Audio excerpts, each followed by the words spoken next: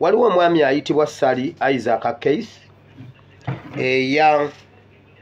omwami ono bwe yammiddwa kaadi yasazeewo okusiiga NUP ettoomi. Omwami oyo yagenze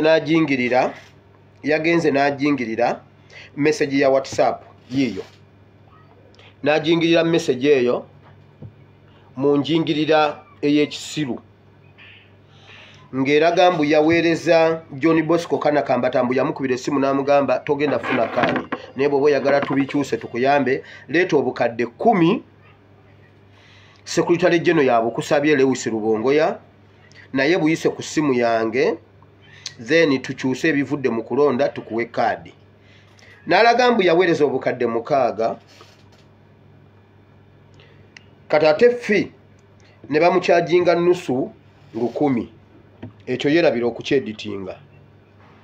Edit gye yakola bw'olaba obulungi mu eyo message ekulaga nga ya WhatsApp olaba background wallpaper ya gundi ya WhatsApp ogiraba wano mu background ekulaga nti eya editinga ekintu ekyo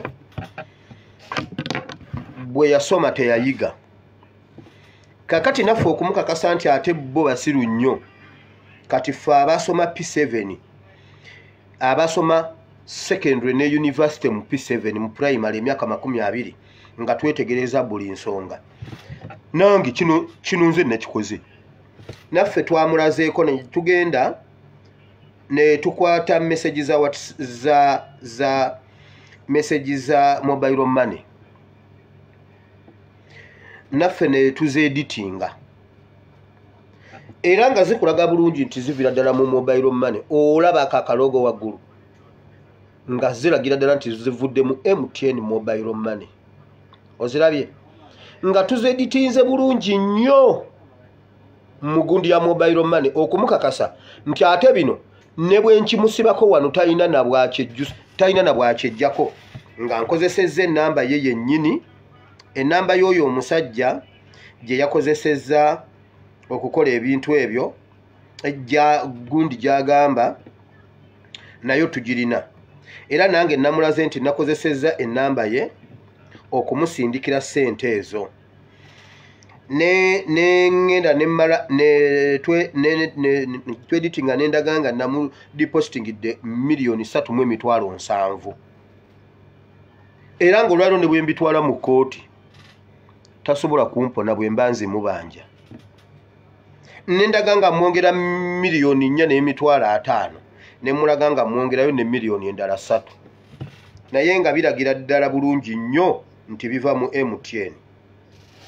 Kati nze nasoma IT mu P4 I studied it as a paper. Okitegedde IT P4 P5 IT I studied it as a paper. Okitegedde nga toyina nawe oyinza kukyegaanira nga ate tebiriimu bino nga si fake nga zino ezaabwe oziraba nga si fake nga zino ezaabwe kati ebya IT mu bitulekere tuli mu mulembe gwaffe.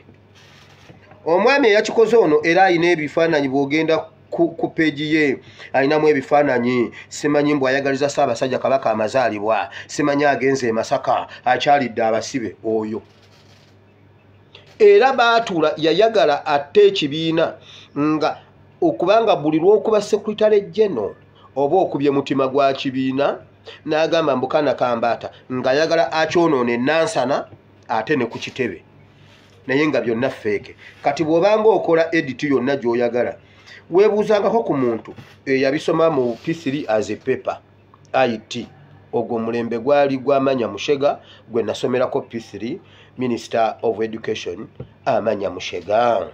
We studied it as a faculty of law in paper of IT. Wakitegedde era ddiini waffe baali bamuyita Professor Editing. Wakitegedde kati basebo omulembe guno ogwaffe ate temuguyingizamu busiru bwammwe. Wakitegedde layiro bye mugezaako okukola tubibasinga okusinga ne bwe muyinza obbirowooza. Kyova olaba mwebaze nnyo Katonda, mwebaze nnyo Katonda mwebaze nnyo Katonda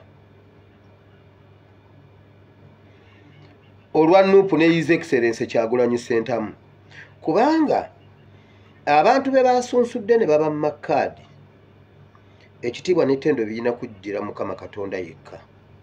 Ku nsonga ezo waabaddewo ensonga lwaki baabadde balina obba mu makkaadi, oba mwagala oba temwagala, waabaddewo ensonga. Kati ennamba yeeyo enkolobe eri 0701 77 54 35 070 77 55 35 yeyo ennamba ya Sali Keisi Omunyarwanda Isaac. Akasajja Kanyarwanda ne bw'okalaba obulabi bw'oti konna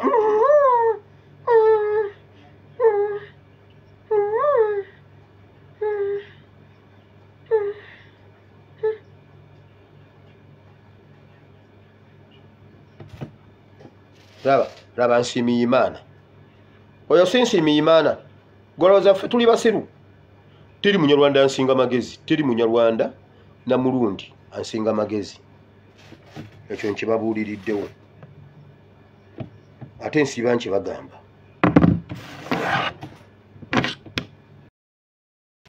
Ne tukwata message za message za mobile money, naffe ne tuzeeditinga era nga zikulaga bulungi nti zivira ddala mu mobile money. Olaba akakalogo waggulu nga ziragira ddala nti zivudde mu MTN mobile money.